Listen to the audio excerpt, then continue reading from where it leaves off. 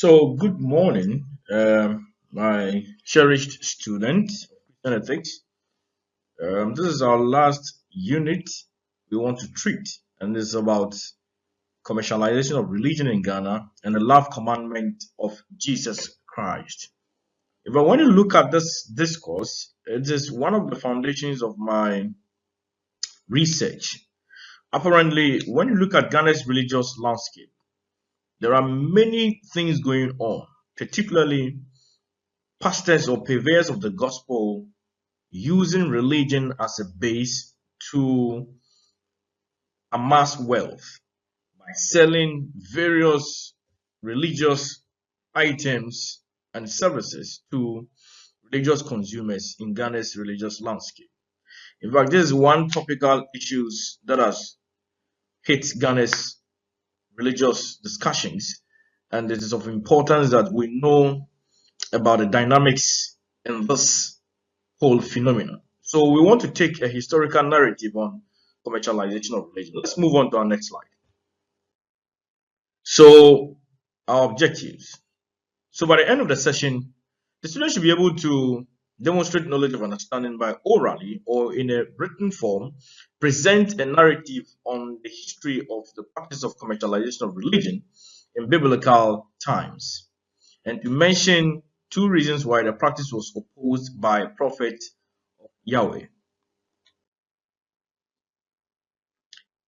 In fact, this commercialization of religion has a long-standing narrative or background. We are saying the commercialization of religion, as we find out today, or as we see today, has a biblical background.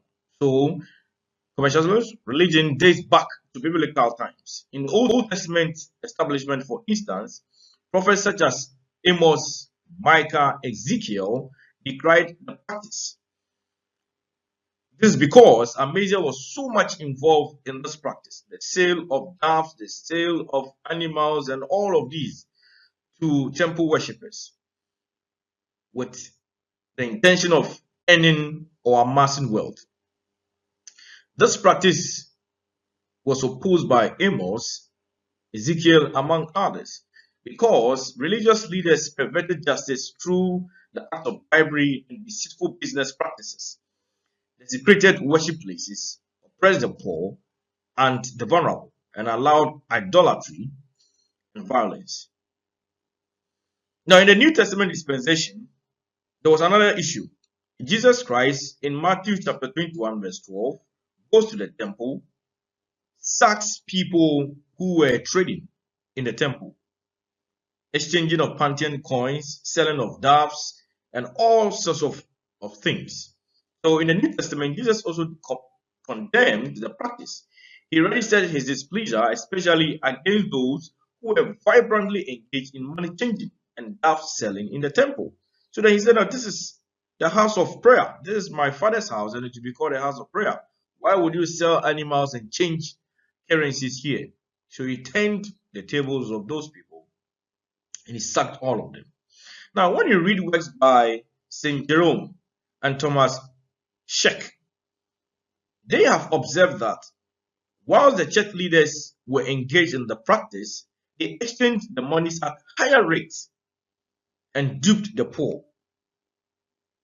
Now, Varankata also revealed that apart from the money exchange, the sale of doves became substitute for same festive period or at the same festive period. This was because the doves were substituted for sacrificial animals for the poor, lepers, and those people, women who could not get those resources and they felt that they were unclean after childbirth.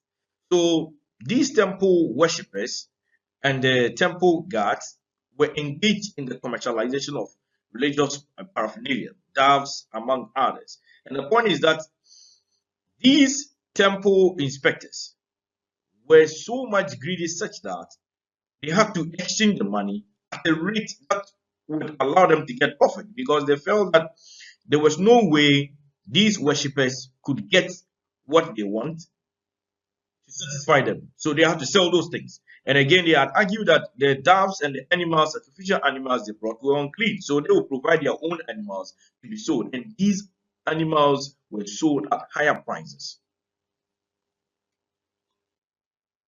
Now, in the medieval age, there was also an issue.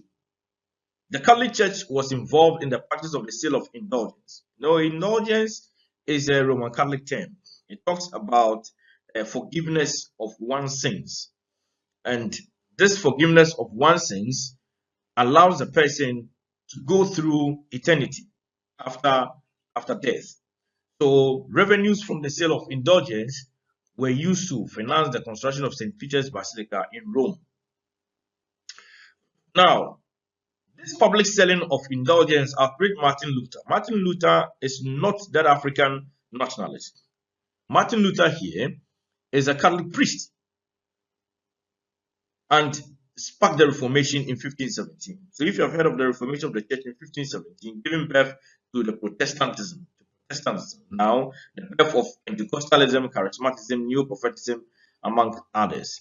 Now, as the use of indulgence spread, there were many abuses, many abuses. The sale of it, that when you want to have eternity and you want to bypass your sins, you need to pay, and all of these things. This became so unlawful, and it took away the good name it initially possessed. What are we saying? We are saying that this whole practice of commercialization of religion dates back to ancient times, in the Old Testament dispensation, the New Testament dispensation, and the medieval state, where Martin Luther, amongst others, opposed the practice that the church was involved in this commercialization of religious paraphernalia that really duped people of their financial resources, and that the reformation of the church, there's the need for the reformation of the church and all of that. So if you have read about the counter-reformation by the church, these are their issues that they also raise according with respect to the practice of commercialization of religion. Now let's move on to our next session. We will understand the issues better. So thank you for your time.